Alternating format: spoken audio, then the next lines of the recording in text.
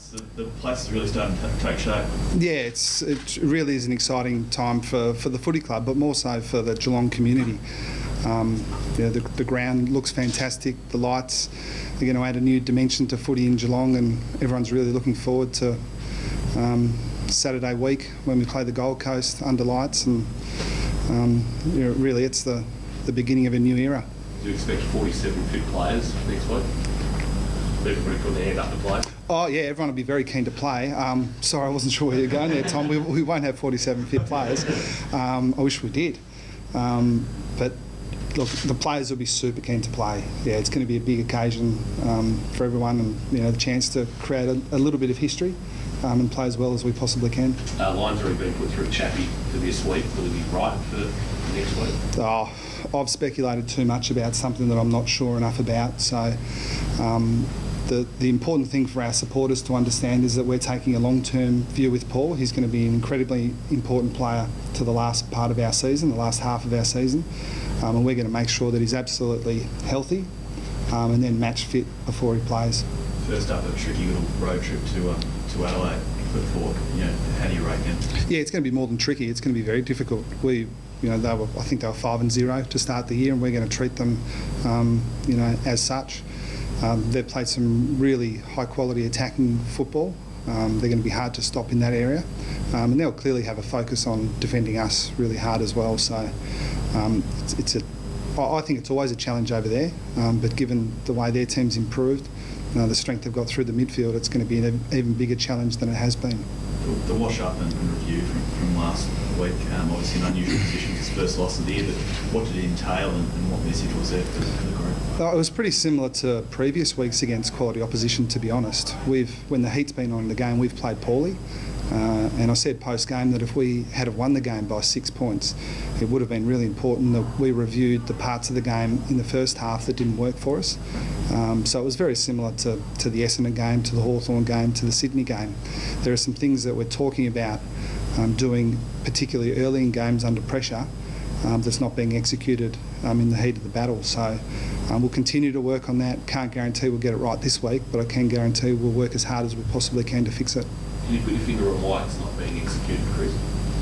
Yeah, I can. Yeah, but it's not stuff we'll talk about publicly, unfortunately, for our supporters. But yeah, we're pretty clear, and the players are pretty clear on what needs to improve.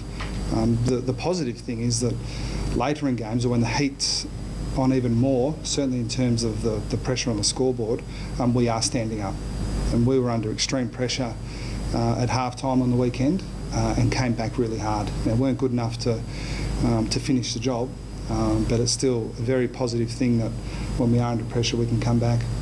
Well, that's Stevie J make a trip this week. Oh, we're hopeful, but he's got a few training sessions to get through before we can guarantee that.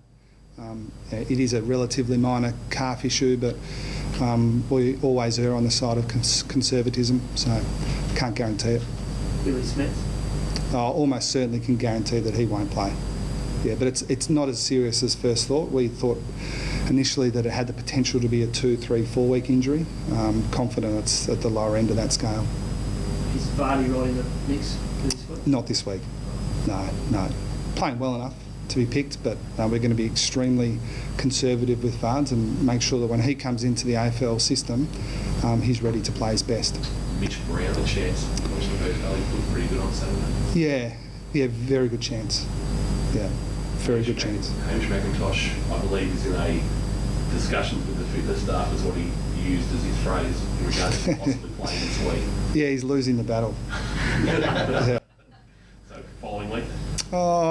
He's behind the 8 ball in that battle as well. Okay. Yeah. With someone like Nathan Bodie, Chris, you're saying he's ready to go. He must think he's ready to go. If you're saying you can't do it yet, how tough's that conversation with him and you? I think Nathan respects the fact that we consider him a really important long-term player, and we have his health and welfare in the front of our minds. So when I say he's ready to go, I mean his form's good enough, but we're not convinced that he's done enough work to be able to come back and handle the rigours of AFL football in a sustained fashion. So the worst thing that we could do is bring him back at less than his best, play a game or two, then have to miss a week. through soreness. There's a very good chance that we will take him out just to manage his workload in the second half of the year. But I think he understands that we're conservative with him because we rate him so highly. You went to the tribunal last week thinking you had a bit of a chance with overturning that charge. Where does it sit now? Are you any clearer as to bump and confusion, especially in the wake of Darren Geelong? I'm really confident that Mark Evans will sort everything out.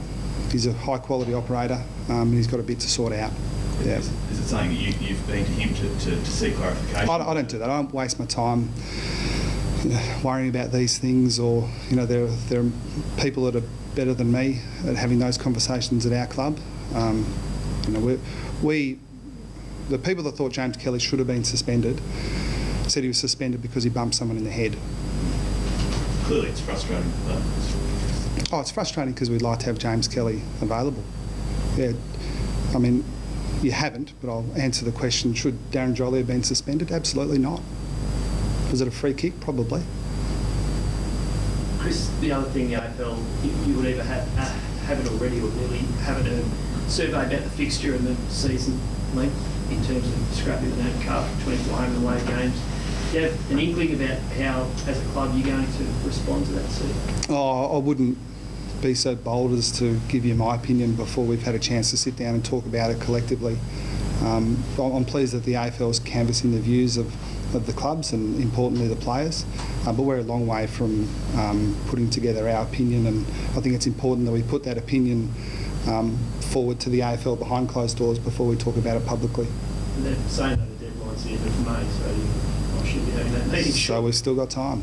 Yeah, but as I said, we'll talk to the AFL in confidence before we release that publicly. Just a player, Jared Rivers. Yeah, Jared's a long way away. Yeah, he has been right from the start, so we're not even thinking about Jared before the bye. Yep. Travis Farco, how's he coming along? About halfway through his rehab.